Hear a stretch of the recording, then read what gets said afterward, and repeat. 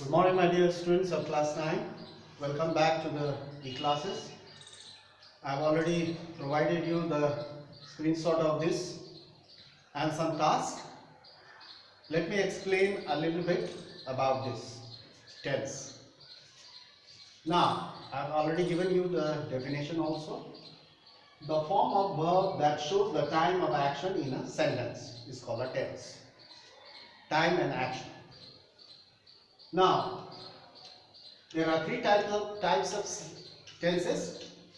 The first one is present tense, second one is past tense, and the third one is future tense. Now, each tense has been subdivided into present indefinite, a simple present, present progressive, a present continuous, present perfect continuous. Each tense has been subdivided into 4 parts. Similarly, with the past tense also, each tense has been divided into 4 respective parts. Future tense also 4 parts. Yani ki past tense, past indefinite, past progressive, past perfect continuous. Future indefinite, future progressive, future perfect, and future perfect continuous. Altogether 12 sentences. Now again here, each sentence has been subdivided again into negative and interrogative. Present indefinite, negative. Present indefinite, interrogative. Present progressive, negative. Present progressive, again interrogative. In this way, present perfect, negative. Present perfect, interrogative. Similarly with past tense and future tense. Subdivided. This has been subdivided into 4 parts. Again, each part has been subdivided into 2 parts, negative and interrogative. So this is the whole thing. Now, present tense. First we'll talk about present tense. Present indefinite. Present tense. First we'll talk about this. Present indefinite. This tense tells us that any action that takes place in the present, but it does not show or tell about its completeness or incompleteness. So, this type of sentences are called present indefinite sentences. So now, what is the structure of the sentence? The formation of the sentence. Formation means structure. Means the same thing. Formation and structure means the same. Subject, verb 1. Sometimes verb 1, SES, you have to add, and object. Let's look at the example. Example. We go to school. We. Subject. Go. Verb 1. To school. Object. School. Now number 2. He works hard. He is a subject.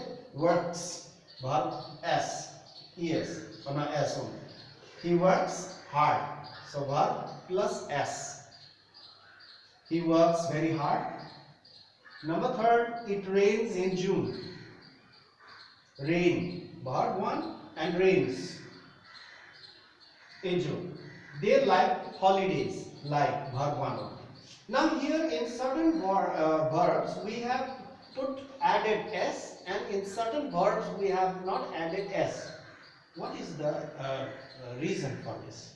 Now this applies with the first, second, third person. First person I and we, always verb 1. Though I is a singular, we need to put verb 1. That will also tell you about, first let me explain this. Second person you, yours, yourself, all these are verb 1. Third person singular, he, she, it. He, she, it, you have to put verb 1 plus S, yeah, ES. Third person plural, they, verb 1. So this is a key.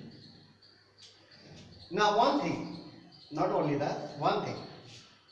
While making plural of noun, we add S, ES and IES and so on. There is a rule for that. Nouns are always in the singular form. And they can be made into plural by adding S, ES, IES, like this. But just the opposite, the verbs are always in the plural and they can be made singular by adding S.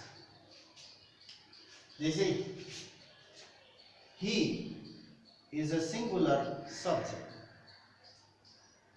Work is a plural, is plural. So now we have to add s to make it singular, so that subject and verb should tally, should match.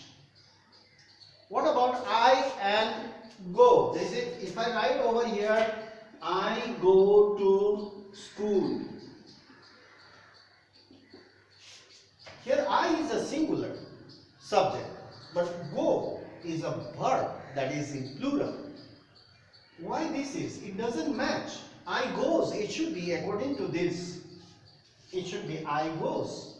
But no, I is a first person pronoun. That's why this does not follow over here. It is an exception. I always, you have to put verb 1, go. We is a plural, so I can write verb 1. He singular, verb s. It also singular, third person singular, and verb s. They, third person plural, so it should be verb 1 only. You see that? Like. They likes, wrong. They like. It rains, singular.